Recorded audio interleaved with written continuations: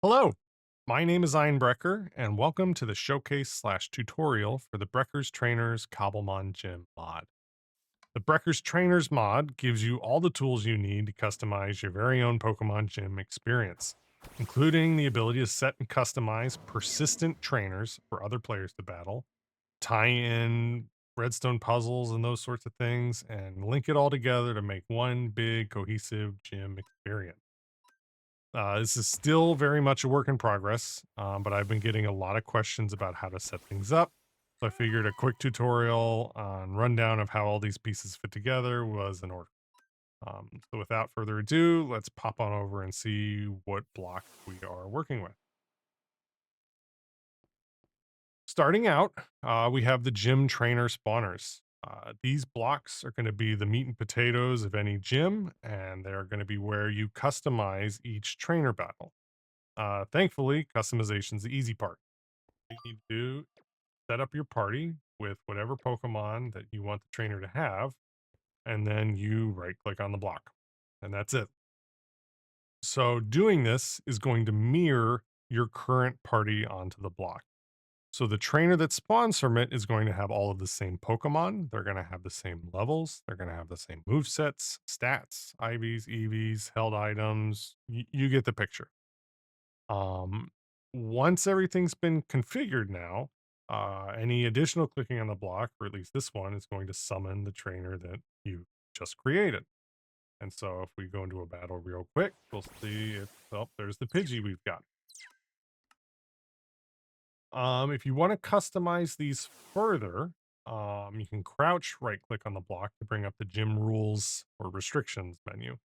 You can change the battle style. You can change all kinds of different options. Most of these are self-explanatory. So the only things I am going to highlight are you can add items for the trainers to have in their inventory to use during the battle. Um, and then the other thing is, at least for now, you need to push save for these options to persist. And once you do that, the tag above the gym is going to update to kind of give incoming players, competitors, some sense of what they're in for. So if I switch this to doubles, that tag is going to change the doubles. Change it back and get rid of the items. No, change it to triples. Now we're back to an open gym. So we currently have three different flavors of gym trainer spawners. The normal one, which you've already seen. Then we have a locked gym trainer spawner, the orange one, and then we have a gym leader spawner. The locked spawner functions almost identically to the normal one, with the exception that once everything's configured, it will not summon the trainer to battle until it gets a redstone signal. The signal can come from any direction, and once it's getting a signal, that little band at the bottom is going to light up. And this is mainly so you can set whatever conditions you want, really, before a player can battle this trainer. So maybe you want to set a certain trainer order, maybe there's a puzzle you want to be solved first, whatever you want to sort of restrict on what the flow is through your gym. The gym leader spawner, for all intents and purposes, is the same as the locked trainer spawner. So it needs a redstone signal to activate. It gets set up the same way. It sets the same rules. The only differences come when we start talking about league mechanics, which we're going to discuss later in the video. All right, so that's trainer spawners. Next on the list is our gym controller. This is going to be the brains of your gym. Now, in order to get everything talking to each other, they first need to be linked up. And that's what we've got our aptly named linking one for. The linking one can be toggled between linking modes and unlinking modes by just right clicking without anything targeted. Um, that would kind of make things a little easier. Uh, to link blocks together, make sure you're in linking mode, and then you're going to crouch click on a block to add it to the linking one's buffer. You can add any number of blocks to this buffer, and then when you're ready to link them to something, you then just right click, which most cases is going to be a controller. You just right click on the controller. So if I go into the controller interface now, I can see this gym has one trainer spawner linked to it. I can see the status of it. I can highlight it in the world if I can't find where it's at. I can reset the gym. I can unlink everything. Kind of explains itself. Um, Now the important thing here is if you want the different blocks of your gym to reset when the gym is completed, or if it sits idle for too long or whatever, they need to be connected to this controller block. They will not get that reset command if they don't have a controller block that they're connected to. So make sure anything that needs reset in your gym gets connected to the controller. Um, I think that covers that. Oh yeah. If you want to clear the buffer after you're done linking or you make a mistake or what have you, just shift right click anywhere not on one of our blocks, clear the buffer. Okay, moving on. It's our brains of the gym is the controller block. And next we've got the nervous system, which is our completion triggers.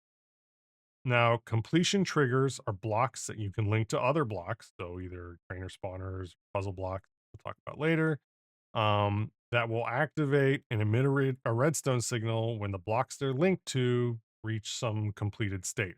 So if you beat the trainer, the thing will light up. So again, we got our linking wand. We're going to add the trainer spawner, and we're going to link it to both of these just for demo purpose.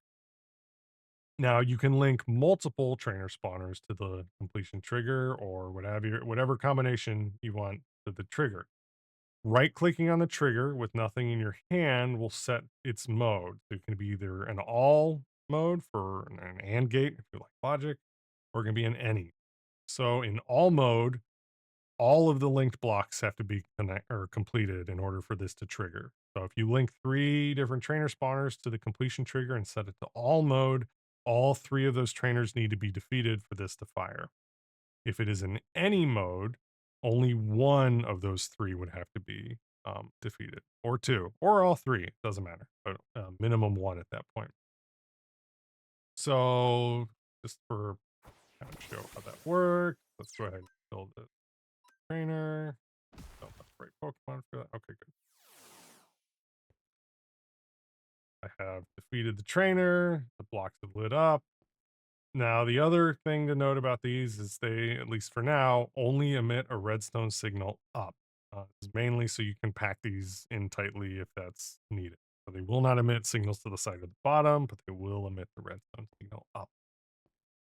Now, while we're on the topic of signals, if you don't want to mess with completion triggers, you don't have to. So the trainer blocks themselves will emit redstone signals when they're completed. So if you beat this one, beat the trainer block, it will send out its redstone signal and you can just chain that using good old fashioned redstone lines or whatever you want to use for that to unlock these. The signal will not travel through these blocks. So you can see here, this one's got its signal to unlock, but it's not passing the signal on to the other connected blocks until you, of course, complete this one, in which case it will. Okay. So that is how we kind of connect things together. The next block we're going to cover is our reward dispenser. So while defeating trainers, solving puzzles, and all that fun stuff, and completing the gym is going to award you league points, which again we'll talk about later, you can also set custom rewards for your gym to encourage other players to battle there, since you get a share of the league points they generate. Um, Now, for that, we have our rewards dispenser block. Now, this block has 2 different interface modes. As the owner, you're going to have access to the owner interface. As a competitor or visiting player, you're going to have access to the player interface. These are going to look differently, behave differently. If you're building your gym and you want to see how they look, we have this item called the Masquerade Visor that if it's in your hand, when you click the block, it essentially makes you pretend as if you're a player. If you're not holding anything, it looks as if you're the gym owner. Now to set up the dispenser, you'll notice we've got 3 different inventory sets here that can be toggled on and off, what have you. Um, Once you add an item to a set, that is the only item that can be added to that set. Uh, so I can add more master balls here now, but if I try to add diamonds, they'll jump over to the second set. I kind of fill in the emerald there too.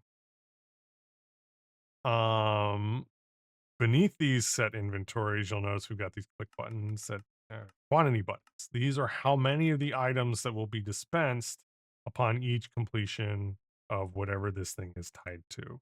So if you want to dispense 6 master balls, 4 diamonds, and an emerald, then you set those up however you want. To activate this currently, the dispenser is activated via redstone signal. So if I feed this a redstone signal, it's gonna activate. I go in as a player, I can now, dispense those items here and I can now claim them. Once I've claimed them, I gotta clean this up. I can't claim any more items from this until the gym has been reset. Now, I realize redstone here is problematic. It can be abused, whatever. While this works for my servers where we run chunk claiming, I get that's not going to be widely used. So I am working on switching the dispenser block over to use the same sort of linking as our completion triggers so that you can link the blocks to it. And then when they complete, you get the redstone dispenser triggers and no more redstone or the reward block triggers and no more redstone required. Everybody wins. But for now, we've got redstone. Yeah, once activated, you withdraw the items, you can continue on. Oh yeah, the last feature we have here is you'll notice this creative button. So this button, you need to have op privileges on the server in order to toggle this. Think even see it. Turning it on will essentially set these inventories to infinite. So this is for if you want to set up a server sponsored gym or something and you don't want to have to continuously refill this because you notice there's missing 6 master balls, 4 diamond, 1 emerald. They will become empty at some point. With creative on, then it'll dispense. You don't have to worry about restocking it. So that option's there too.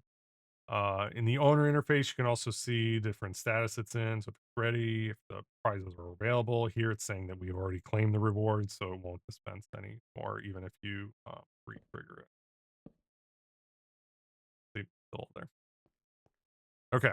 Next up are a few utility blocks. These are our aptly named reset blocks that reset gyms. We've got 2 of them. We've got our reset receiver, which, as the icon might suggest, is how you can trigger a reset of your block or your gym remotely. So when this receives a signal, it'll tell the gym to reset. We will have options for gyms to automatically reset if there's not activity in it or something like that. But this is a way you can maybe add pressure plates through an exit to your gym so that as a player leaves the gym, they're going to automatically reset it so that the next player can go ahead and start and do their thing. The other block is going to be the reset emitter block. This is if you need to reset puzzles, close doors, or play with whatever other redstone components your gym has. When the gym is reset, this block will emit a redstone pulse. So I guess that's worth noting. The completion triggers emit a constant signal. The reset emitters emit a pulse. Um, just so keep that in mind when you're assembling everything together. And as with everything else, these also need to be linked to your gym controller to function. Notice this one's telling me it's not linked, so it's not doing anything right now. And that's also why that didn't light up. All right, next on the list is our puzzle block. This is pretty simple. When this block gets a redstone signal, let me get the redstone signal, it activates. Texture's broken. Um, when I put this block in, I was thinking of gyms like Lieutenant Surge and original Pokemon games where you had to push the buttons in the trash cans, all that fun stuff. So this is kind of a way that you can add redstone puzzles or other sort of games into your gym experience. So like, maybe you need to trigger this to open a door, or maybe you want the player to get a special reward if they find or solve the puzzle, what have you, or maybe they need it to even finish the gym. Whatever you wanna do, that's what the puzzle is, puzzle block is for. So, normally it's in an unsolved state. When it receives the redstone signal, it switches to solved and stays solved until the gym is reset. So there's not a whole lot there. We're gonna be fixing up this does work, but it needs some polish. Next is customization. So as you may have noticed, all these trainer blocks have we spawn them, they'll say in Brecher's trainer, or and they all have the same skin, which is boring. We've got two options to customize your trainers. First is going to be changing their names with a name tag. Shocking. All you need to do is name the name tag on the anvil like you normally would. Right click it on the block, and now that trainer's name here is Pesky Bird. Um, we also have an Ogrepon mask, which is a little more complicated. So I'm gonna, for now, direct you to our documentation just for all the details. But essentially, you name the mask on an anvil according to some special syntax, and that gives you a number of options to pull different skins into the trainer block. This is mainly all set up this way because I wanted to give players the most flexibility, but also the least amount of admin headache, which I'm very familiar with on the servers that I run. So we have a couple of different options. One, you can pull from textures that are loaded on a data pack in the server. Another option is to essentially use the RCT mod trainer stuff for pulling the same skins that they do. The one I think feels going to get the most use is we have this player prefix here. And so what this does is you can set player and then use any Minecraft username or any valid Minecraft username that exists. There's also a UUID tag if you want to go that route, which probably nobody's going to, but um once you name that in the anvil, so I used a lesser known YouTuber here and use it on the block. You now have your trainer pulling that skin, uh, and you've also renamed it. Oh, the other important detail on these masks. These mask skins do not need to be loaded on the server, so they are pulling these from Mojang skin server. Other options, you are going to need them loaded on your server in some way, either with resource packs or data packs, what have you. But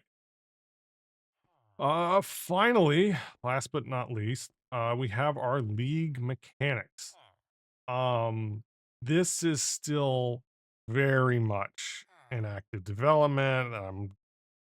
Very much work in progress at this stage. But if you want a bird's eye view of what we're going for here, the league system is essentially motivation for players to battle at each other's gyms. As well, it's going to be a ton of fun making the gym. Obviously, you want people to actually battle at it. And on bigger servers, that might be harder if you're out of the way or whatever else. So, kind of wanted to add some stuff in to help motivate people to visit other gyms. Um, Using the aptly named League Wand on gym controllers, you can add them, at least for now, to one of two leagues. We have the Frontier League, which any player can enter their gym into. And we have the Sanction League, which is more or less server sponsored type gyms. So you need op privileges to add a gym to the Sanction League. Um, Essentially, this means that once you've added them to the leagues, they will then show up in the league interface, which you can visit through the badge box to see all the current gyms. So that gym at the start of the video, that's what this one is. And you notice that it now says LP 150. So if I complete this gym, I will earn 150 league points. Also add to my win and loss record, and all that fun stuff. Tells you the stats of the gym. So if somebody's actually actively battling it or it's in progress, that's going to show up here. So you don't visit a gym that either isn't working or has somebody in it. Um, all that fun stuff. Again, work in progress. This is all going to improve. Um, right now, the only distinction between Frontier and Sanctioned gyms is that Sanctioned gyms have higher rewards by default. All of this is obviously customizable. That's just kind of how it is right now. We kind of wanted to draw a distinction between, something anybody can enter into and then gyms that you might want to like make challenge gyms or some kind of special gym league for your server, to kind of distinguish the two more easily. Or, if you have a busy server, keep the sanctioned stuff from getting too cluttered by all the frontier stuff and vice versa. There are also methods for auto recognizing a gym. We have some cheese options to prevent abuse or cheesing the system. So you can add like minimum requirements for a gym to qualify for a league, such as either minimum level requirements, minimum trainer number requirements, average number of Pokemon per trainer, minimum completion times for a gym. So you can't just make a gym that takes 20 seconds to complete and farm LP with it, like that, unless you do that, it's all optional. So you can set it up however you'd like. Oh, also we have this block called the gym anchor. Now if I go back to the interface here, you notice this go button. If I had LP, I could teleport to it. And I would essentially end up on the anchor block for that gym over there. We also have league point vendors, where you can spend your league points. This is just the default inventory, but these are fully customizable. You can summon them and customize them much the same way you would customize a Minecraft villager with special, its own custom trades. Again, I'm going to say check the documentation for this. It's pretty straightforward, but not kind of not going to make sense in a video. So you can add any items you want to the shop. You can set the prices however you want. It supports multiple pages. You can go nuts, do whatever you want. Um, so yeah, there's gonna be a whole lot more to the league system coming. There's gonna be, I think if you see here, a gym showcase option. That's essentially to sort of do automatic tracking and find out which gyms either are popular or which gyms might not be being battled at enough, and offer bonuses if you go battle at that. So again, if help people get some traffic at their gyms, to kind of incentivize people to go out and battle at them. Um, we're gonna be adding the ability to add additional leagues. I've got a whole bunch of ideas for this that will be coming soon. But since everything else works, here we are. Yeah, and I'm gonna wrap that for now. Thank you very much if you've made it this far. I hope the explanations have been clearer than mud. And I hope that I've given you some ideas to kind of help get those creative juices flowing to kind of build however you want to structure or build your gym up. Um, also, just please keep in mind, this is all in active development. I'm working on it. We will be making bug fixes, changes, all that fun stuff. So if you do run into a bug, please drop a comment, either on CurseForge, GitHub, wherever. I'll do my best to squash it as quickly as possible. But keep in mind, I'm human, so do what I can. If you're looking at a place to play this mod, or Cobblemon in general, you feel free to join us over at the Tinker's Tavern Discord community and Minecraft server. We run a whole bunch of adult focused servers, 18 plus, not NSFW. We play a whole lot of Minecraft and a bunch of other SMP type games. So links for all that are going to be in the doobly doo below. And yeah, again, thank you very much. And I hope you have fun. And I can't wait to keep on working on this one. So have a good one, guys.